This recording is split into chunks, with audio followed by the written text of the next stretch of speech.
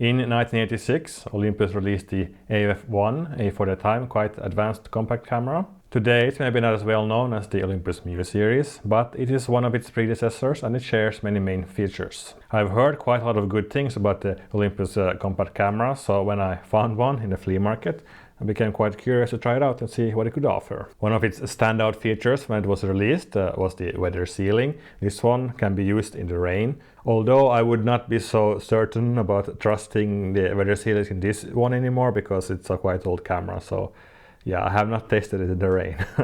As the name suggests, it is an autofocus compact, naturally. And well, comparing it to the previous autofocus point and shoots I used, the ones from like late 70s, this one is very reliable. I mean, from this Konica C35 I had like 10% autofocus. Here I had one shot autofocus, and that was clearly a user error because the subject was not in the middle of the photo where I had pointed it, and I forgot to reframe the shot. Now this camera does not have the typical like half press.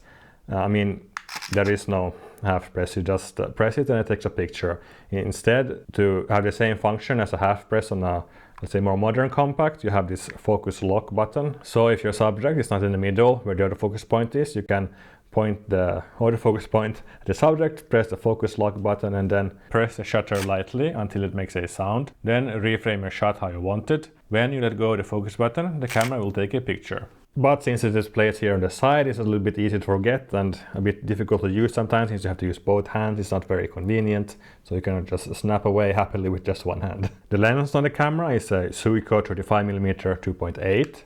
The same as on the later Mu 2, although probably they have done some improvements on that lens since it is released much later than this one. Now I have not compared very closely with any other camera results, but at least on their own they seem quite good and sharp, the photos. I mean, I have nothing to complain about there. If you would compare the design to the Mu 2, we can notice that the AF-1 is much chunkier and also very square. It's a little bit like a small brick actually. The camera is plastic, but not plastic in a bad way. I mean, there are some really bad looking plastic cameras from the 80s, but this is not one of them. The AF-1 is very fast to operate. Just slide open the cover and take your picture like that. It's very fast. But on the other hand, it is quite noisy. Now when I don't have any film in, it's basically silent. But when you have film in and take a picture, it does make a lot of sound.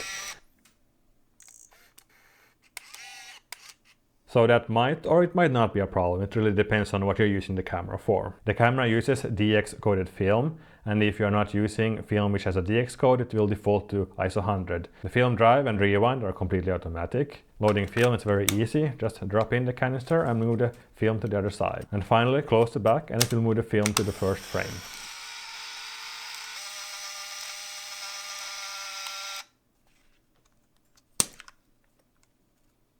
The batteries it uses are CRP2 batteries. This sort of fellas here, same as my Nikon F601 uses. Maybe not the most common batteries, but you can find them. The flash cannot be deactivated, so if the camera determines that the scene is too dark to be properly exposed without a flash, it will activate the flash. On the top here you have a self timer and a manual rewind.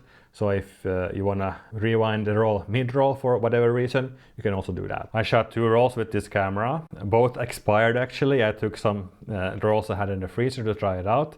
Now, the first roll I shot was black and white, and that one, fortunately, seems to not have been very much affected by being expired. It's an APX-100 and one of the old original Agfa APX-100 films, so it is not super old, but it still has some age on it, but it turned out quite nice. The other film though, well, there you can clearly see the effects of it being expired. It is a Fuji Superior 200 and it is even not as old as the APX-100.